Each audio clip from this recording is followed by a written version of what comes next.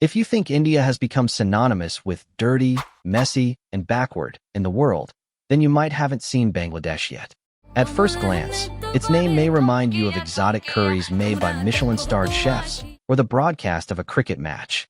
But once you step into this land, you'll find that it is refreshing your understanding of extreme survival in its unique way. Let's start with a river. India has a mother river, the Ganges, which is sacred to Indians. But as this river rushes southward, it passes through the living areas of hundreds of millions of people, carrying everything along the way: offerings, garbage, animal carcasses, industrial wastewater, human excrement.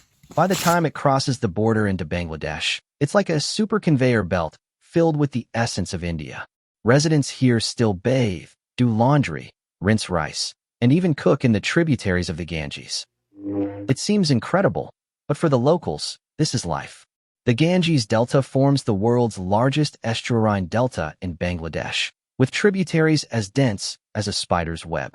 Every rainy season, the river swells, floods rage, washing away farmland and villages. When the floods recede, they leave behind not only fertile silt, but also various pollutants from upstream. These rivers are both a lifeline and a burden for Bangladeshis. Fishermen cast nets in the turbid river water. Farmers use this water to irrigate rice fields. Women squat by the river to wash clothes, and children play on the banks. What's more worrying is that industrial pollution is exacerbating the situation. Wastewater from tanneries, dye factories, and chemical plants is directly discharged into the rivers, pushing the already overburdened water system to the brink of collapse. The government has tried to regulate, but law enforcement is lax, and enterprises continue to illegally discharge waste to save costs. As a result, the rivers have become natural garbage disposal plants, and the residents along the banks have become the most direct victims. Walking into Bangladeshi towns or villages, your eyes can hardly avoid garbage. It's everywhere, like air. On street corners, in markets, even along riverbanks, garbage piles up like small mountains. Children rummage through them for bottles that can be sold for money, or even for food that can be eaten. This is a way of survival for many families, not an occasional scene. In Dhaka, a megacity with a population of over 20 million, the garbage disposal system has long been overwhelmed. Of the thousands of tons of garbage generated every day, less than half can be formally processed. The rest either piles up on the streets or is dumped into rivers. In slums, the situation is even worse. Narrow alleys are lined with rotting garbage, emitting a pungent stench. When the rainy season comes, stagnant water mixes with garbage, forming a stinking black liquid that flows freely through the streets. However, within these seemingly desperate garbage heaps, a huge informal economic system is operating. Tens of thousands of scavengers, from children to the elderly, search for recyclable items in the garbage every day. Plastic bottles, metal cans, cardboard, and even edible parts from rotten food can be found and utilized by them. This waste economy, though meager, sustains the livelihoods of countless families. The root of the garbage problem lies not only in insufficient disposal capacity, but also in the drastic changes in consumption patterns. With the acceleration of urbanization, traditional lifestyles have been replaced by modern consumer culture, but the corresponding infrastructure construction has lagged far behind. The popularity of plastic packaging makes garbage harder to degrade, and the public's lack of environmental awareness has worsened the problem. Why is this happening? One key reason is overpopulation. Bangladesh's land area is roughly equivalent to that of the U.S. state of Mississippi, but its population is close to 170 million. This means that 1,100 people are crammed into every square kilometer, dozens of times higher than the most densely populated state in the United States. Imagine if the entire state of Texas suddenly had 700 million people. You'd probably understand the crowdedness of Bangladesh. What's worse is that the population here is growing very fast. Due to the tradition of early marriage and backward contraceptive methods, many girls get married and have children around the age of 12. Generation after generation, the population has ballooned like a balloon, but economic development has lagged far behind. In rural areas, it's common for a family to have 5 or 6 children. Traditional views hold that more children mean more labor and more security in the future. But the reality is that limited land is divided into smaller and smaller plots, and the area of arable land per family is decreasing. Many farmers have to abandon farming and flock to cities in search of work, which further increases the population pressure on cities. The extreme concentration of population has triggered a series of chain reactions. Housing shortages have led to the rapid expansion of slums. Insufficient infrastructure has reduced the quality of public services, and fierce job competition has kept wages low for a long time. In Dhaka's slums, a 10-square-meter room may house a family of 7 or 8, and such living conditions are already considered relatively good. The lack of educational resources is also a direct consequence of population pressure. Although the government has implemented a free compulsory education policy, insufficient teachers and poor facilities have greatly reduced the quality of education. Many families, due to economic pressure, have to let their children drop out of school early to work, which further perpetuates the intergenerational transmission of poverty. Strangely enough, Bangladesh's economic growth rate often exceeds the world average. One reason is that its base is too low. It's like a child who is 4 feet tall suddenly growing 4 inches. The growth rate seems amazing, but they still can't play professional basketball. Bangladesh's GDP mainly relies on the textile industry, especially the export of cheap ready-made garments.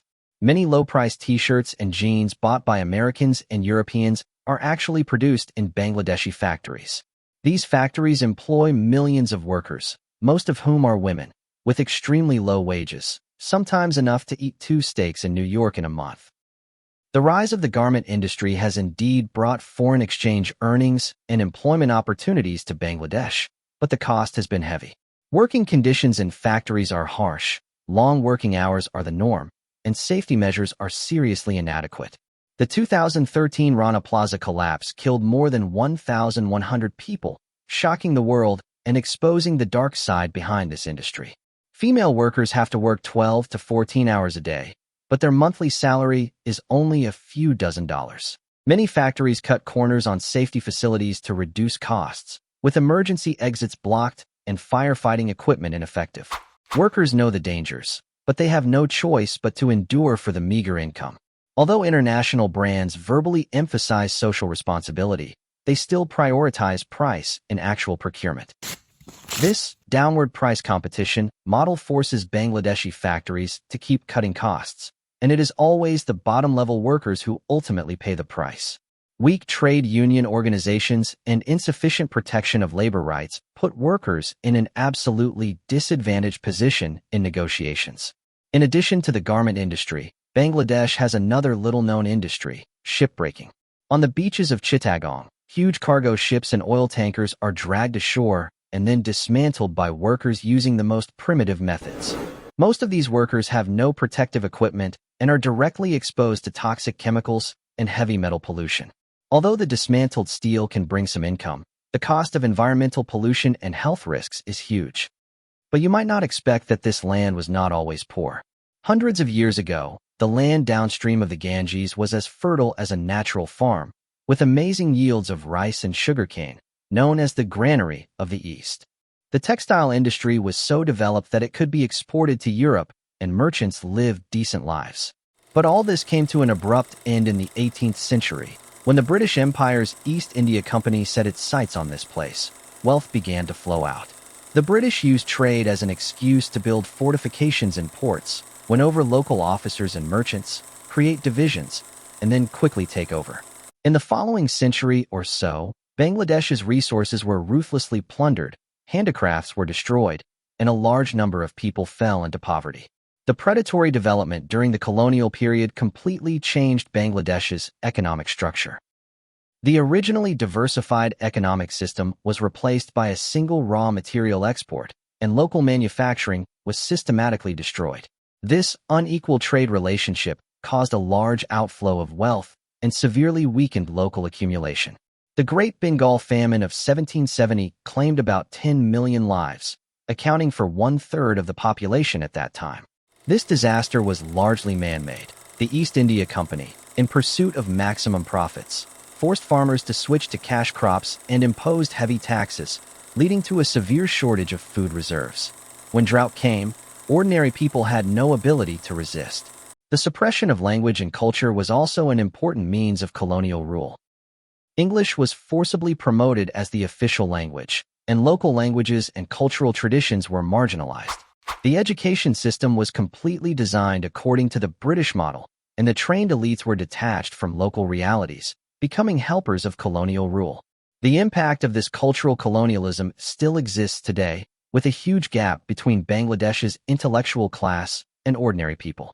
In the mid-20th century, when the British left, they left in even bigger trouble, the partition of India and Pakistan. Bangladesh became part of Pakistan, known as East Pakistan. But West Pakistan, now Pakistan, did not treat it equally, regarding Bangladeshis as second-class citizens. Finally, in 1971, with India's intervention, Bangladesh became independent. But the cost of the war was tragic. 3 million people died, more than 10 million became refugees, and 80% of infrastructure was destroyed. The 1947 partition of India and Pakistan was a humanitarian disaster, splitting the Bengal region into two parts. West Bengal was assigned to India, and East Bengal became part of Pakistan. This division completely ignored geographical, economic, and cultural ties, causing large-scale population migration and social unrest. Millions of Hindus fled from East Bengal to West Bengal, while a large number of Muslims moved from West Bengal to the east. This forced population exchange tore apart countless families and disrupted the original economic network. During the 23 years as East Pakistan, Bangladeshis suffered systematic discrimination and exploitation. Although they accounted for 56% of Pakistan's total population, their proportion in the government, military, and civil service was negligible. Economic policies were clearly biased toward West Pakistan, with most foreign aid and investment flowing to the West, while Bangladesh's foreign exchange earnings were used to develop the Western region. The 1971 Liberation War was the darkest page in Bangladesh's history. The Pakistani army carried out systematic massacres of Bangladeshis, targeting intellectuals, students, and religious minorities in particular. During the entire war, about 3 million people were killed, 200,000 women were sexually assaulted, and 10 million fled to India as refugees.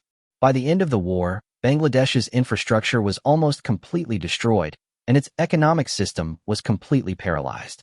After independence, Bangladesh faced the enormous challenge of rebuilding the country.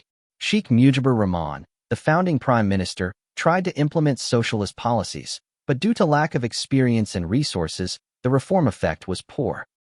In 1975, Mujib was killed in a military coup, and the country fell into long-term political turmoil. Military governments and civilian governments took turns in power, with corruption and inefficiency becoming the norm. To make matters worse, nature didn't spare them either. Floods, hurricanes, and cyclones hit one after another, making reconstruction even more difficult. Coupled with political instability, corruption, and lack of resources, Bangladesh fell into a long-term survival dilemma. Bangladesh is located in the Ganges-Brahmaputra Delta, with a low-lying terrain, most of which is less than 10 meters above sea level. This geographical feature makes it one of the most disaster-prone countries in the world. Every rainy season, rivers swell, large areas of farmland are submerged, and millions of people are displaced. Floods not only destroy houses and crops, but also bring diseases and famines. Today's Bangladesh is a place full of contradictions. It is one of the most densely populated countries in the world and a major exporter of ready-made garments. It has extremely poor rural areas and crowded, noisy cities. Its people are tenacious and hardworking, yet often forced to live on the edge of disaster. Social inequality is particularly evident in Bangladesh. A small number of wealthy elites live a luxurious life, while most people struggle on the poverty line. In Dhaka's Gulshan area, there are many luxury villas with swimming pools and gardens, while just a few kilometers away in the slums, people huddle in tin houses, lacking basic sanitation facilities. If you walk on the streets of Dhaka, you'll see dirty markets, public buses so crowded that they can't move, and an air mixed with the smell of diesel, spices, and garbage. This air, which normal people can't stand, runs through their entire lives.